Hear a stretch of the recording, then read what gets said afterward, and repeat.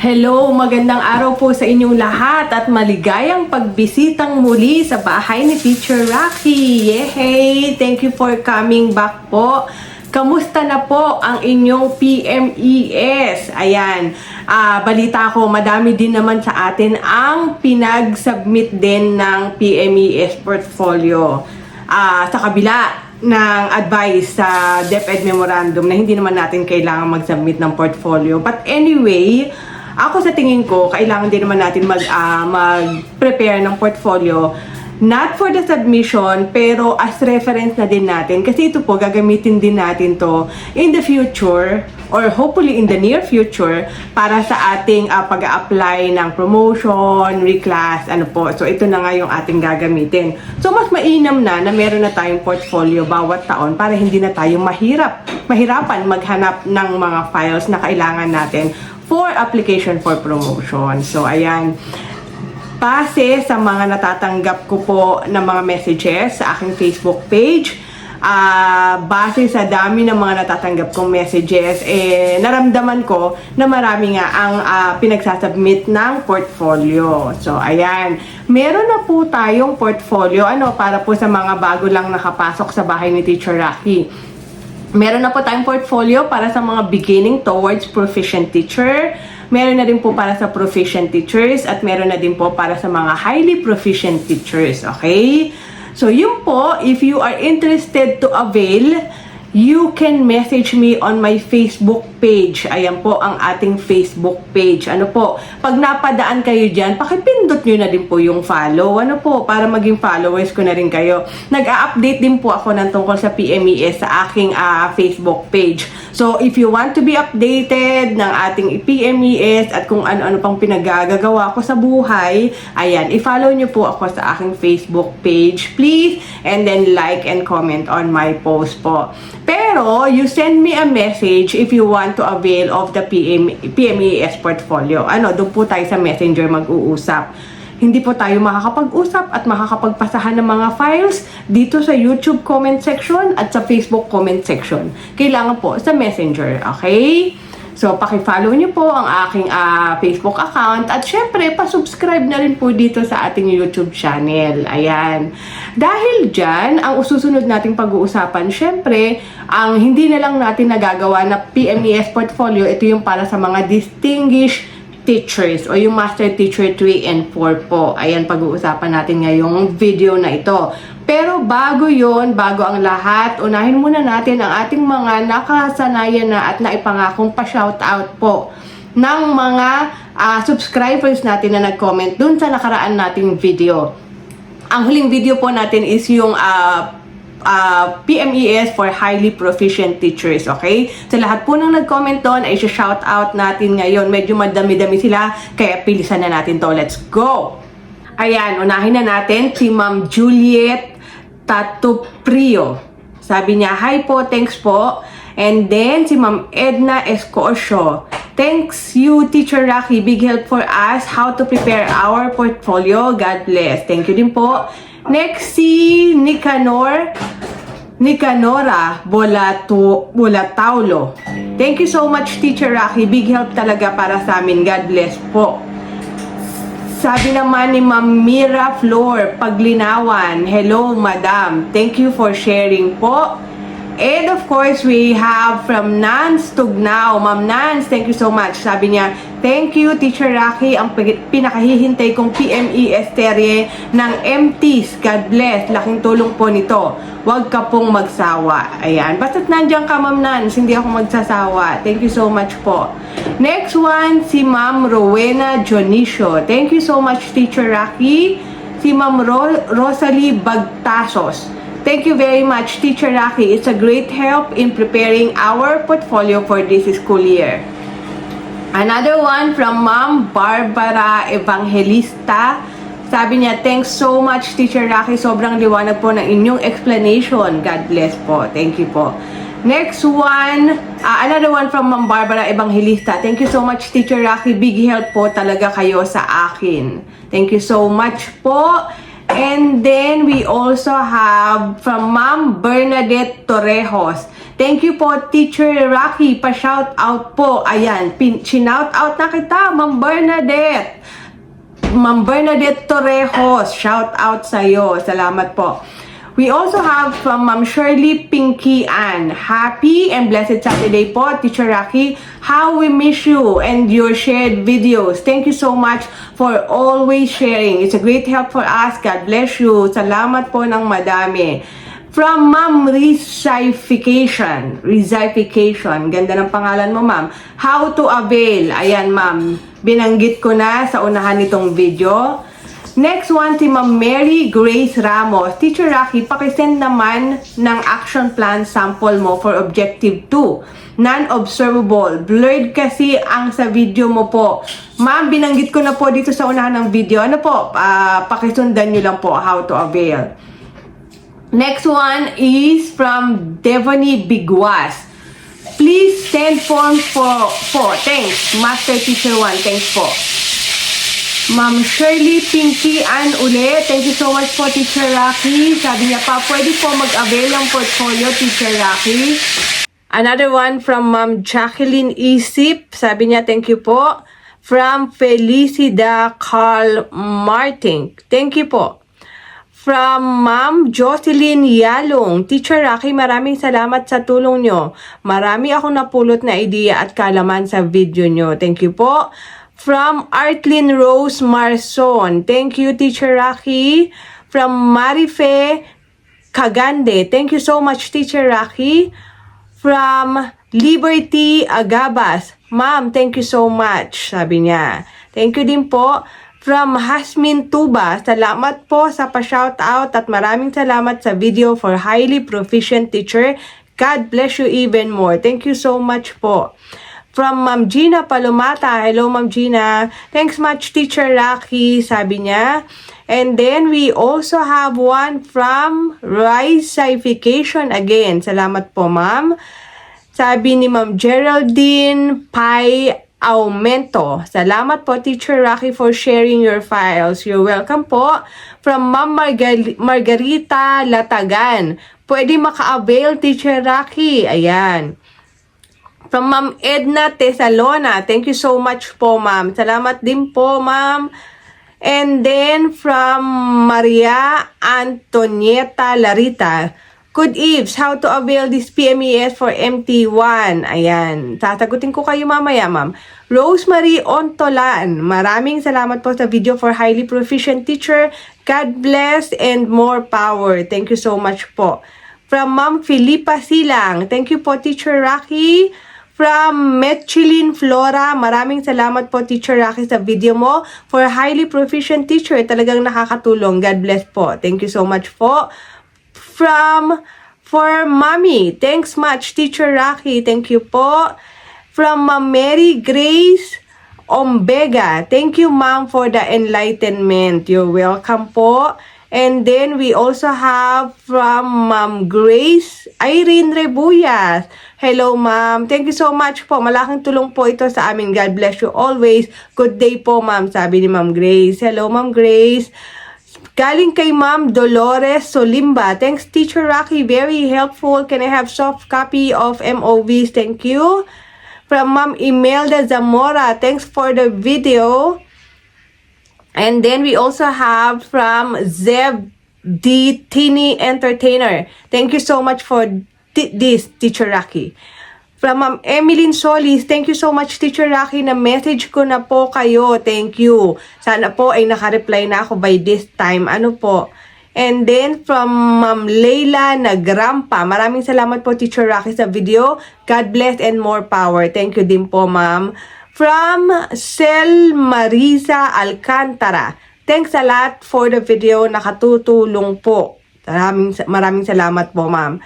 And then we have from Elena Marie Lopez. Where is KRA6? Sagutin kita mamaya, Ma'am. O sige, ngayon na. Ma'am, yung lahat po ng PMES tool natin, kung napapansin nyo, kung naisa-isa nyo, From KRA 5, nag-jump into KRA 7. Wala pong na-mention na KRA 6. So, I consider that na parang typographical error na imbis na 6, 7 ang nailagay. Kasi wala naman pong follow-up na DepEd memorandum concerning that kung nawawala ang KRA 6.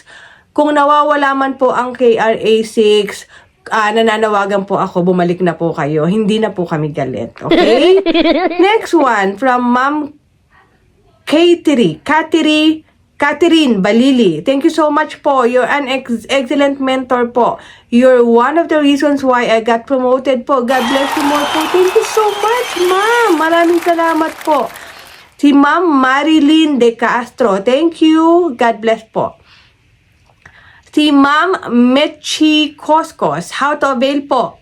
Si Ma'am Ninfa Rosales. Thank you, Ma'am Rocky, for the help. Si Lilibet Flores. Thank you so much, Ma'am Rocky, for mentoring us.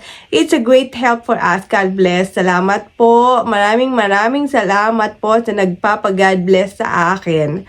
Truly, I am getting really blessed. Salamat po. From Ma'am Kuana Edagio. Ma'am, please, may message po ako sa iyo. Naku, ma'am, sana na-replyan na kita by this time. Next one, si Ma'am Maribel. Thank you so much. The explanations were very clear and helpful to us. God bless you. Thank you po. Ma'am Marivi Cladiong. Thank you so much po, ma'am. Ma'am Teresita Baclason. Hi, ma'am. Hello po sa inyo, ma'am. Ma'am Cecilia Salengua. How to avail, ma'am? Sasagutin ko ng isang bagsakan yung mga how to avail na yan. Ano po?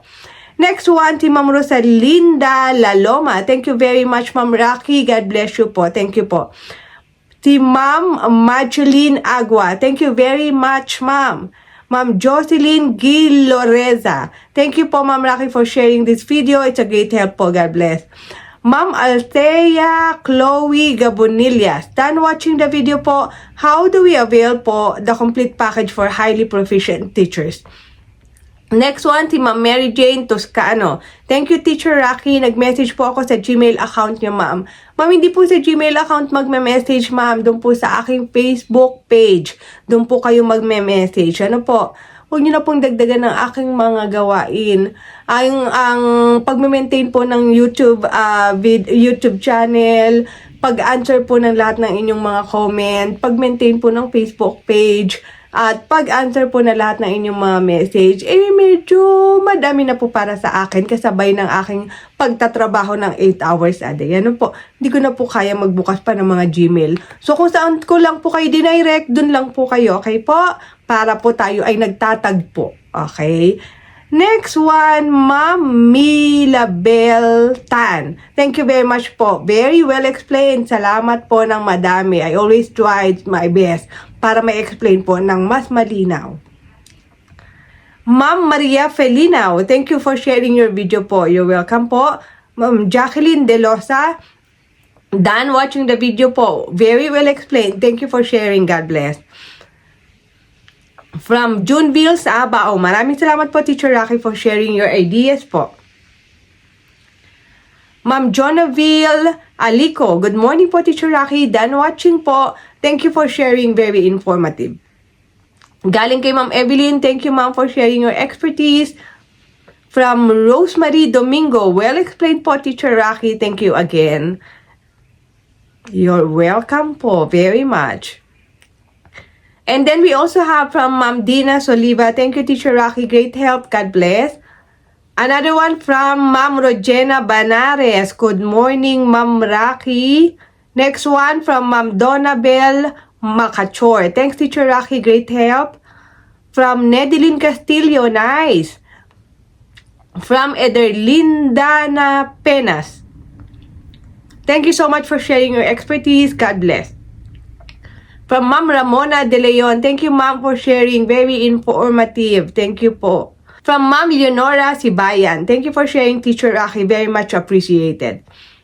From MNZY, thank you po for sharing. From Lailani Tabag, watching your video, Teacher Rocky. Pa-share naman po ng PMES portfolio for highly proficient, ma'am. Thank you in advance. From Mary Ann Son, thank you so much, ma'am, for sharing your expertise. And lastly, from Ma'am Cuartero Aldrena. Thank you ma'am. Thank you po Ma'am Rocky for helping us. Ayan. Ganyan kadami ang ating mga pa-shout out ngayong video na to. Maraming salamat po sa inyong lahat. Pasensya na po, napadami ng ganito, medyo naipon ko kasi medyo mahaba yung gap natin from our last video. Ano po, na-busy uli si Teacher Rocky, pagpasensyahan nyo na. But anyway, kahit gaano pa kadami yan, kahit gaano pa kahaba yan, iisa-isahin ko po yan. Kasi po, yun po ang pagbibigay, pagpapaalam ko sa inyo how I appreciate your comments po. Lahat po na inyong mga comment, lahat po ng mga messages na sinesend nyo po sa akin, lahat po yan ay binabasa ko at iniisa-isa ko po at sinusubukan na ma-replyan. Lahat po ng comment dito, hindi ko man po kayo ma-replyan pero sigurado isi-shoutout ko po kayo sa susunod na video. Just that is sending you how I appreciate all your effort po. Alam ko, effort po para sa inyo yun na mag-comment sa aking mga videos and I really appreciate that. Maraming salamat po from the bottom of my heart. Ayan. Ngayon, pag-usapan naman po natin ang tungkol sa PMES portfolio para sa distinguished teacher. Bago yan pala. Para sa lahat po ng mga nag-comment na nagtatanong how to avail, ulitin ko po uli. Ano po? Doon po sa aking Facebook page, puntahan nyo po. Ayan aking Facebook page. Pakipuntahan nyo po. Pakiclick nyo na rin yung follow dyan para po madagdagan ang aking followers at ma-update kayo tungkol sa mga bago nating mga videos. Linalagay ko rin po dyan kasi yung mga videos natin na linalagay dito sa YouTube. Ayan po. Tapos, i-message nyo po ako dyan sa Facebook Messenger, dyan sa Facebook page na yan. At doon po tayo mag-uusap. Doon po kayo magtatanong ng how to avail kasi doon po kaya ko kayong sagutin doon. Makakapagpalitan tayo ng mga files through the Messenger. Hindi po dito okay po? So, doon po kayo magme-message. Hindi po sa aking Gmail kasi malamang hindi ko na po yan mabubuksan. Ano po? Kaya po, dun po sa aking Facebook Messenger, dun po kayo magbukas. Araw-araw po, binubuksan ko yan at sinasagot ko lahat ng mga nagme-message sa akin. Anyway, ayan. So, para sa mga distinguished teacher, medyo natagalan bago po ako nakapag-decide na mag-create ng video para sa mga distinguished teacher. Bakit po?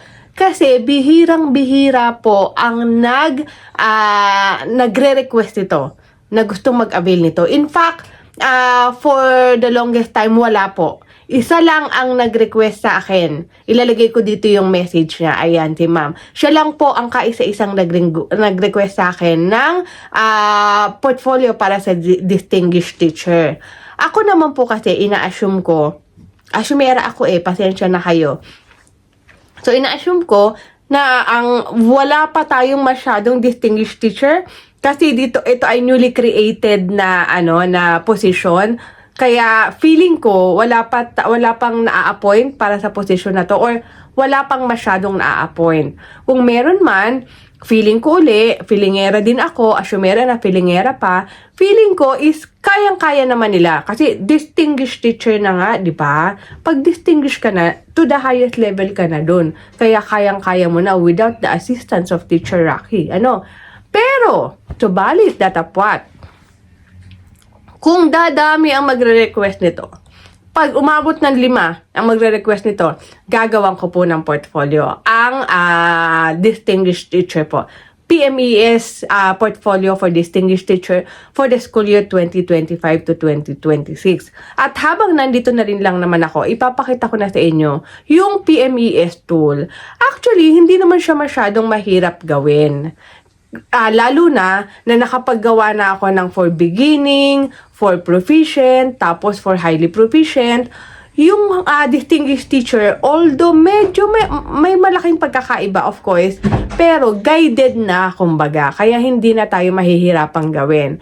With that, ipapakita ko sa inyo yung ating PMES tool para sa mga distinguished teacher. Ayan, so ito po yung ating PMES tool for distinguished teachers. That's Master Teachers 3 to 5. Ayan, Master Teacher 3 to 5 pala ang ating distinguished teacher. So, if you're going to look at this PMES tool, ang KRA 1 po, includes Objective 1, COT lang po yan, okay? Objective 2 is also COT lang. Pagdating sa Objective 3, under KRA 1 pa rin, ito na yung may classroom observable practice at non-classroom observable practice. Ano po? So, ang pagkakaparehas niya sa highly proficient, ay yung ating COT laging may attendance sheet po ng ating mga colleagues, okay? Para ang pagkakaiba naman nila, ang distinguished teacher focuses more on monitoring and evaluation report. Ayan ang mga ginagawa ng mga distinguished teacher. Monitoring and evaluation report. Kung mapapansin nyo, yung ating highly proficient, they are more on PMCF o yung performance monitoring and coaching form. Yun yung ating kailangang ihanda para makakuha ng highest possible score. Pagdating naman dito sa mga distinguished teachers, they focus more on monitoring and evaluation report. Okay? So, yun yung sa KRA 3. KRA 1. Sa KRA 2 po, learning environment, ang objective number 4, may classroom observable practice at non-classroom observable practice pa rin. COT para sa classroom observable practice at monitoring and evaluation report ulit if you want to get the highest possible score sa non-classroom observable practice. Ganon din po para sa Objective 5, kung mapapansin nyo, M&E report para sa non-classroom observable practice. M&E monitoring and evaluation report. Ano po? Ganon din po. Okay. Sa Objective 6, dito po sa Objective 6 natin, under KRA 3, classroom observable practice, COT pa rin po. Non-classroom observable practice, if you want to get the highest possible score, PMCF.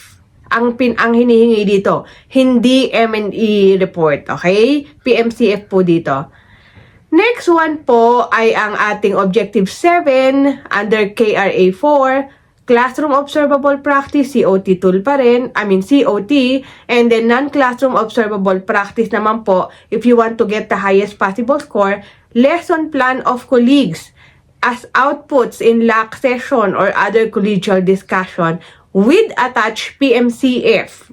So kasi ang ating Objective 7, modeled exemplary practice and led colleagues in enhancing current practices in the planning and management of developmentally sequenced teaching and learning process.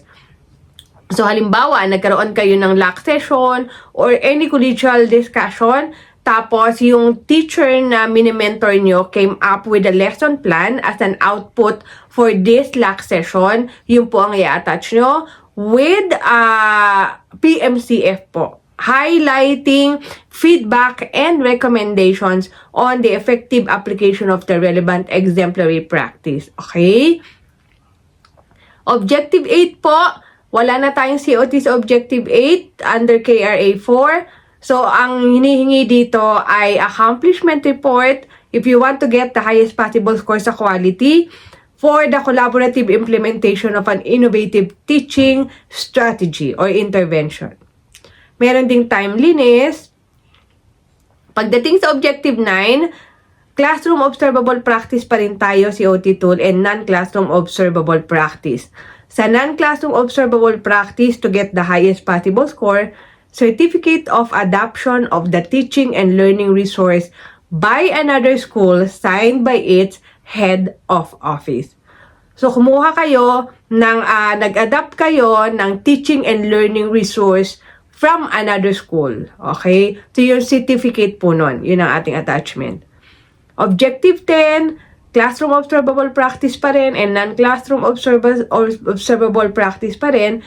Sa non-classroom observable practice, you can get the highest possible score pag nag-attach ng Certificate of Adoption on the implemented assessment policy and guidelines.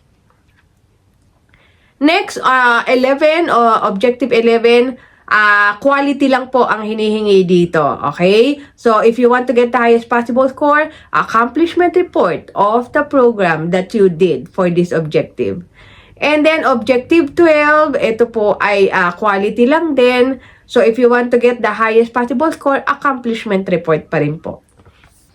Para sa KRA 7, Objective 13 naman po, quality po ang chine-check dito. And if you want to get the highest possible score, resource packages or instructional videos created by the distinguished teacher. And the next, Objective 13,